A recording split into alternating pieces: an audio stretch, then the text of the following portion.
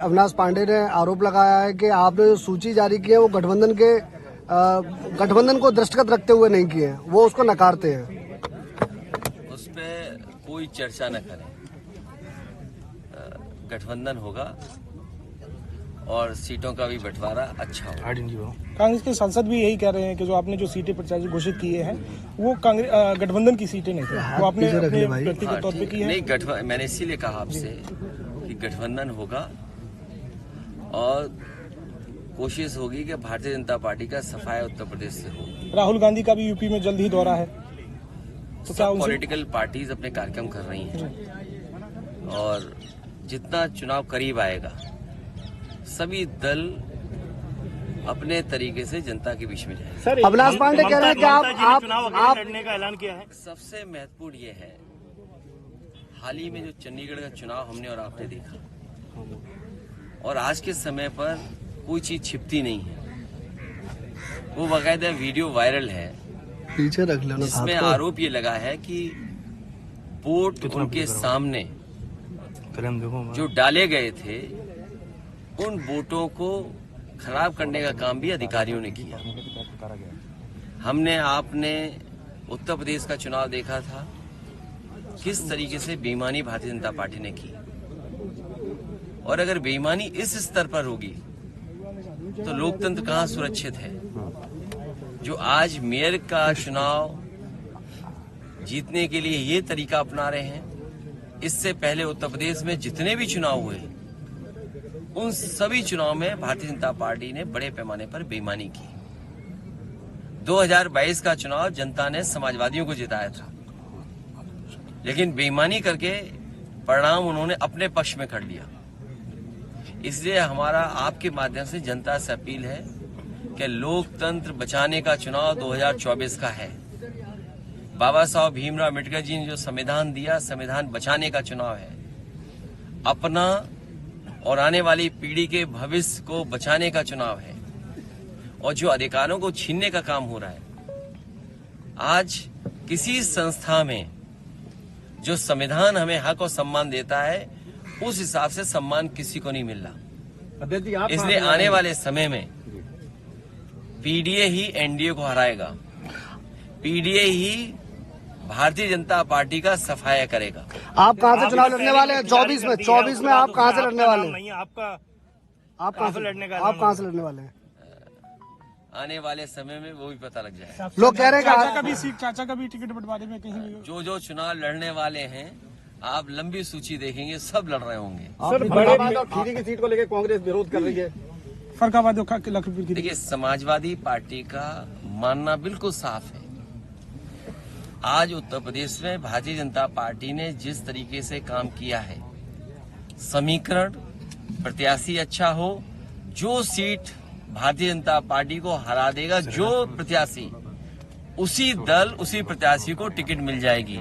Samajwadi party का कहीं किसी प्रत्याशी को लेकर के, किसी सीट को लेकर के नहीं है, कोई आपत्ति नहीं है। समाजवादी पार्टी की कोशिश रहेगी गठबंधन बने और गठबंधन ही भारतीय जनता पार्टी को हराए। कांग्रेस कह रही है कि गठबंधन तो आपने माना नहीं, उनका भी दावा था इन सीटों पर। कौन कहां से कौन सा प्रत्याशी उतरेगा, ये भारतीय जनता पार्टी का सबसे बड़ा खतरनाक परिवार है। सर एक भारतीय जनता पार्टी का भारतीय जनता पार्टी का सबसे खतरनाक परिवार है। उस परिवार की वो चर्चा ही नहीं करते। निर्वाचन जो सबसे ज्यादा नफरत फैला रहा है परिवार, जो सबसे ज्यादा हमारी संस्कृति को खराब करने का काम कर रहा है। हमारे देश की संस्कृति रही है मिलजुल करके रहने की, मेल मिलाप की संस्कृति है, भाईचारे की संस्कृति है। हमारा समाज एक गुलदस्ते की तरह है। उस समाज को सबसे ज्यादा बांटने का काम भारतीय जनता पार्टी का परिवार कर रहा है। निगाहें केवल आपके ऊपर टिकी हुई है। ये कोई नई बात नहीं, आत्मदाह की। अधिकारी लूट रहे हैं। अभी बड़ा अच्छा लगा कि मुख्यमंत्री जी ने ये स्वीकार किया कि गोरखपुर में बहुत भूमाफिया आ गए हैं। अगर आपने अखबार ध्यान से पढ़ा होगा तो आपने पढ़ा होगा कि मुख्यमंत्री जी खुद स्वीकार कर रहे हैं कि गोरखपुर में भूमाफिया आ गए हैं। तो जो भूमाफिया हैं भारतीय जनता पार्टी में बहुत पनप रहे हैं। कोई जिला नहीं बचा जहां पर भारतीय जनता पार्टी के बड़े पैमाने पर भूमाफिया काम न कर रहे हों, आप जमीन कब्जा कराने का काम, आप पीडीओ को लेकर जमीनों चुनाव मैदान में उतरे को विभागों से किस तरीके से छीना जाए, कानून के माध्यम से उसका दुरुपयोग कैसे किया जाए। भारतीय जनता पार्टी सबसे बड़ी भूमाफिया पार्टी बन गई है। आरसीएल ग्रुप के चेयरमैन मनोज यादव भी आपके करीबी मारे याद इस्तीफा दिया है। करीबी हैं, इस्तीफा दे दिया है, तो अच्छी बात है। बाकी NDA सरकार की जब आप दोनों बातें कह रहे हो कि वो करीबी भी हैं, इस्तीफा भी दे दिया है। अध्यक्ष जी कई तरीके के समाजवादी पार्टी अध्यक्ष जी कई तरीके के समाजवादी पार्टी पे उनके आरोप भी उन्होंने लगाए हैं और मोदी जी की तारीफ कर रहे हैं। तो अच्छी बात है, अगर किसी के ख्याल बदल गया हो, जिसका ख्याल बदलता है उसका फिर ख्याल बदल जाएगा। पूरे देश में सर बैलेट पेपर की मांग चल रही है लगातार अध्यक्ष जी लगातार अधिवक्ता और देश के तमाम नागरिकों को और उसके पक्ष में जो लोग हैं, जो ये चाहते हैं कि दुनिया में जिस तरीके से वोटिंग हो रही है, अगर हमने आपने जो विकसित भारत का सपना दिखाने का काम किया और देखा हम लोगों ने किस तरह कार्यक्रम चला, विकसित भारत अगर आप बनाना चाहते हैं तो विकसित देशों की हम कुछ नकल करें। अमेरिका जैसा देश ये आजादी देता है कि आप कैसे वोट डालेंगे। जर्मनी है वो बैलेट से वोट डाल रहा है। जापान जहां से ईवीएम बनी वो बैलेट से वोट डाल रहा है। यूरोप में तमाम जो विकसित देश हैं वो बैलेट से वोट पड़ रहा है वहां पर। आपके देश में बैलेट से वोट क्यों नहीं? ये लड़ाई लंबी है, 2024 के बाद भी चलेगी और यहां तक कई देशों के कोर्ट्स ने, जो सुप्रीम कोर्ट है, जो सबसे प्रीमियर कोर्ट है, उनके सबसे ऊंचे कोर्ट हैं, उन तक ने ये कहा है कि अगर आप ईवीएम से वोटिंग कराते हैं तो वो अनकॉन्स्टिट्यूशनल है। अगर आप जर्मनी का पढ़ेंगे तो जर्मनी में ये कोर्ट ने कहा, उनके सबसे बड़े कोर्ट ने, कि अगर यहां पर वोट ईवीएम से पड़ेगा, इलेक्ट्रॉनिक मशीन से पड़ेगा, इसका मतलब ये है कि वो अनकॉन्स्टिट्यूशनल है। तो जर्मनी जैसा देश इस तरह की जो ईवीएम से वोट पड़ने की व्यवस्था उसके खिलाफ है, तो आप क्यों नहीं खिलाफ हैं? ये लड़ाई लंबी है। हमें उम्मीद है कि आने वाले समय में जो भी सरकार बनेगी वो उस दिशा में काम करेगी। अभी हम सबको संकल्प भी लेना चाहिए कि इन्हें ईवीएम से ही हरा करके ईवीएम हटाएंगे। एजेंसी के दुरुपयोग को किस तरह से देखते हैं? समाजवादी पार्टी देख रही लगातार एजेंसियों के, विपक्ष पे, बड़े बड़े नेताओं पे ईडी द्वारा पूछताछ हो रही है। अपने पत्रकार साथी का धन्यवाद देना चाहता हूँ।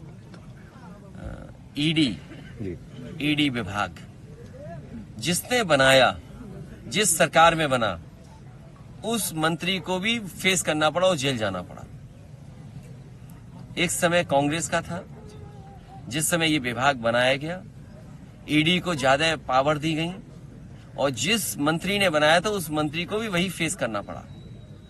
ईडी जैसे विभाग को अमानवीय व्यवहार नहीं करना चाहिए किसी भी सीनियर पॉलिटिकल लीडर के साथ। सबसे बड़ी बात यह है कि 10 लाख करोड़ जो तमाम फरेबी लोग हैं उनके माफ कर दिए गए। लोग पैसा लेकर के विदेश भाग गए, उनके खिलाफ क्या किया है? और अभी तक जो डेटा कहता है, जो आंकड़े कहते हैं, सबसे ज्यादा ईडी विभाग का, सीबीआई का, इनकम टैक्स का दुरुपयोग किसी पॉलिटिकल पार्टी ने किया है तो वो भारतीय जनता पार्टी ने किया है। अभी तक जो भी छापे पड़े हैं, जिसको भी बदनाम करने का काम किया है, 90% केसेस में केवल विरोधी लोगों के खिलाफ कार्रवाई हुई है। क्या इनके यहां मुनाफा कमाने वाले लोग नहीं है? याद रखना आप, जो मुनाफा ज्यादा कमाते हैं, जो मुनाफा ज्यादा कमाते हैं वो भी भ्रष्टाचार कर रहे हैं। कोई चीज जो सस्ती है उसमें जानबूझ करके मुनाफा कमाना भी भ्रष्टाचार है। ये भारतीय जनता पार्टी अपने उद्योगपतियों को, अपने सहयोगी लोगों को भ्रष्टाचार की खुली छूट दे रहे हैं। क्या उत्तर प्रदेश में आप कल्पना कर सकते हैं, जब से बीजेपी की सरकार आई है 40,000 करोड़ से ज्यादा गड्ढा मुक्ति में पैसा खर्च किया है। गड्ढा मुक्ति में खर्च हुआ पैसा 40,000 करोड़। क्या कल्पना कर सकते हैं आप बताइए, सरसों के तेल का कारोबार किसके हाथ में चला गया? आज हम और आप रिफाइंड तेल खा रहे हैं, किसके हाथ में है? तो ये तमाम बड़े सवाल हैं जिसका भारतीय जनता पार्टी जवाब नहीं देती। और जो लोग कहते थे निवेश आएगा, हर जगह जमीन पे मीटर डाल करके नापने लगते हैं कि यहाँ पे उद्योग आने वाले हैं, यहाँ कारखाने आने वाले हैं। मैंने सुना है कि एक्सप्रेसवे के किनारे भी एक सपना दिखाया गया यहाँ पर कि उद्योग और कारखाने लगेंगे। और बताइए, आपके देश के नौजवान जो बेरोजगार हैं वो लाइन में लग करके इजराइल जा रहे हैं। इससे ज्यादा शर्मनाक बात सरकार के लिए कोई नहीं हो सकती कि आपके लोग वॉर में जाकर के काम करेंगे, अपने घर परिवार के लोगों को छोड़ करके, अपने माँ बाप को, अपनी पत्नी को, अपनी बहन को छोड़ करके। और कितनी बड़ी रिस्क लेंगे नौकरी के लिए कि वो इजराइल में जाकर के काम करेंगे। क्या ये सरकार जो निवेश का सपना दिखा रही थी, कोई जमीन पे निवेश आया है क्या? अजय जी, 94 साल के हो चुके शफीकुर रहमान बर्क को आपने टिकट दी है। मैंने उनसे कहा कि हमारे लिए ओल्ड इज गोल्ड, और जो हमारे पुराने लोग हैं वो भरोसे के लोग हैं, और जब तक वो हैं तब तक वो चुनाव लड़ेंगे।